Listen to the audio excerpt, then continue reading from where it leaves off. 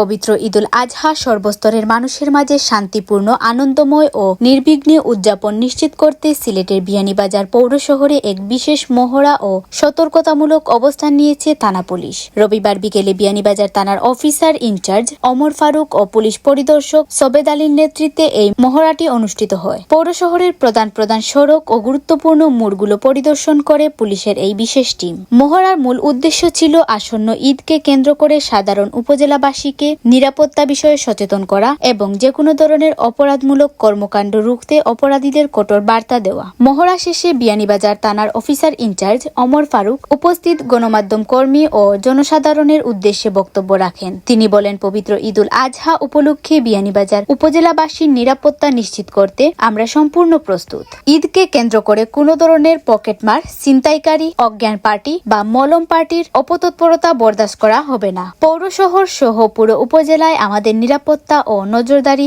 জোরদার করা হয়েছে। অপরাধীদের স্পষ্ট ভাষায় সতর্ক করে দিতে চাই, কোনো ধরনের বিশৃঙ্খলা বা অপরাধের চেষ্টা করা হলে পুলিশ কঠোর আইনানুগ ব্যবস্থা নেবে। তিনি সাধারণ নাগরিকদের সচেতন থাকার আহ্বান জানিয়ে আরো বলেন, কুরবানির পশুর হাটগুলোতে জাল টাকার কারবার রোধে এবং ব্যবসায়ী ও ক্রেতাদের লেনদেন নিরাপদ করতে পুলিশের বিশেষ টিম কাজ করছে।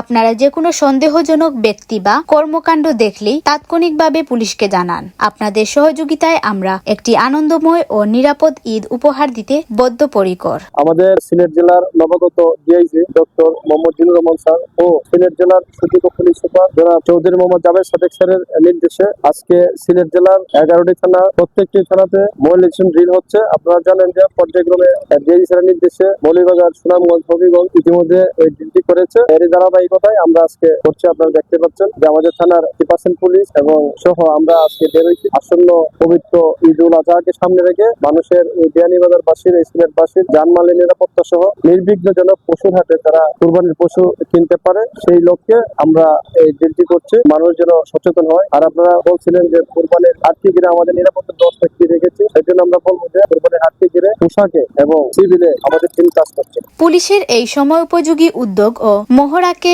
সাধুবাদ জানিয়েছেন বিয়ানীবাজার পৌর শহরের ব্যবসায়ী ও সাধারণ সচেতন মহল। তারা আশা করছেন পুলিশের এমন কঠোর অবস্থানের কারণে এবার অত্যন্ত শান্তিপূর্ণ পরিবেশে ঈদুল আজহা উদযাপিত হবে।